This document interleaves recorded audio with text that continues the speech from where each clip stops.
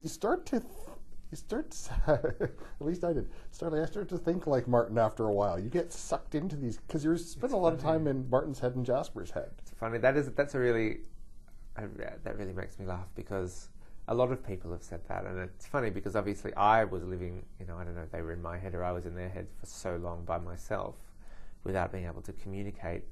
But it's funny when people quite often say, I've started to look at life and like Martin Dean and think, what would they think? And it sort of becomes a voice in your head. And I sort of think that, sort of laugh to myself and think, ha ha ha. I've put this sort of crazy voice in people's heads.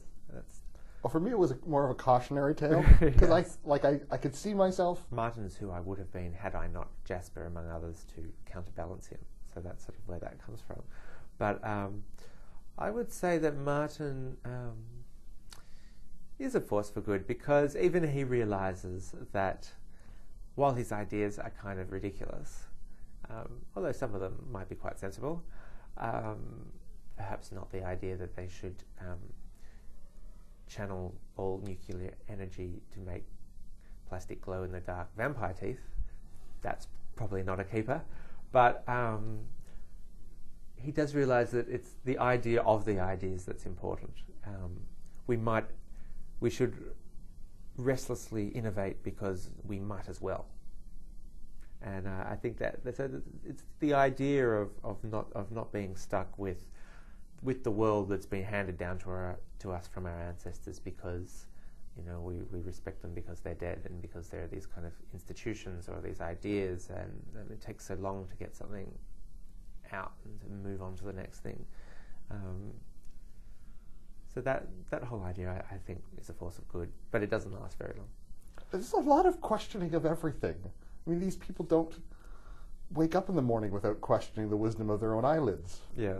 Although it's sort of slightly excessive in the book, perhaps, I think that's kind of what you have to do. I mean, otherwise you have to make your own mind up of things. I mean, earlier on he also says that choosing between the available options is not the same as thinking for yourself, and that's all he wants to do. He wants to work out what the world is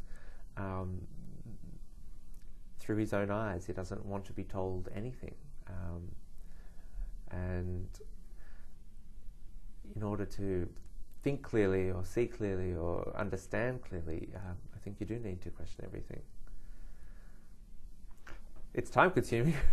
Well, it is, and of course, it's a waste of time. But so is everything, or so is nothing. I mean, it's kind of what you have to do to think clearly and to see clearly and to understand. The number one accent, I think, for the book had to be Jasper's mother, who is blown spectacularly to bits. Yes. And how did you make it so damn funny? Because there's this, basically, it's raining bits of Astrid down, and I'm laughing my fool head off.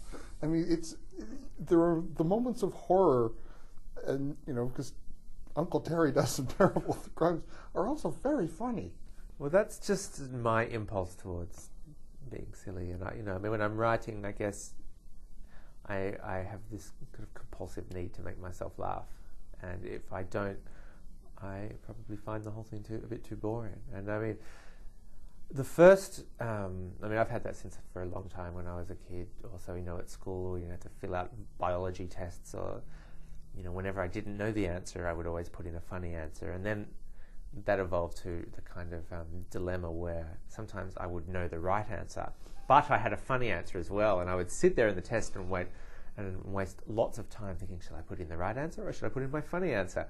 And quite often I would just put in the funny answer and fail, because the moment was just, couldn't really resist. And certainly in the first, probably the biggest evolution for me in writing the book was because the first, say, draft, or the first things I wrote in that first year, it was just a big gaggy book. It was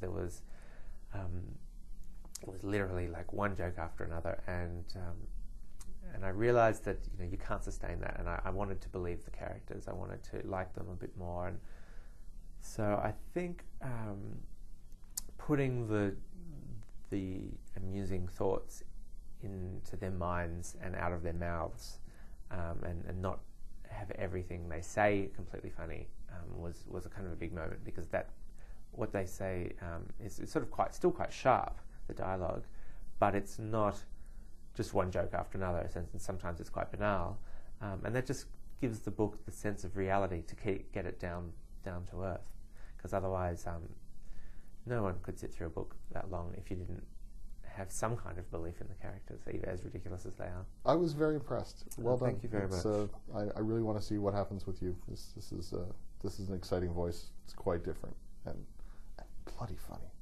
Well done. Thank you. The book is A Fraction of the Whole, first novel by Steve Toltz, and A Fraction of the Whole, published by Bond Street Books, distributed in Canada by Doubleday.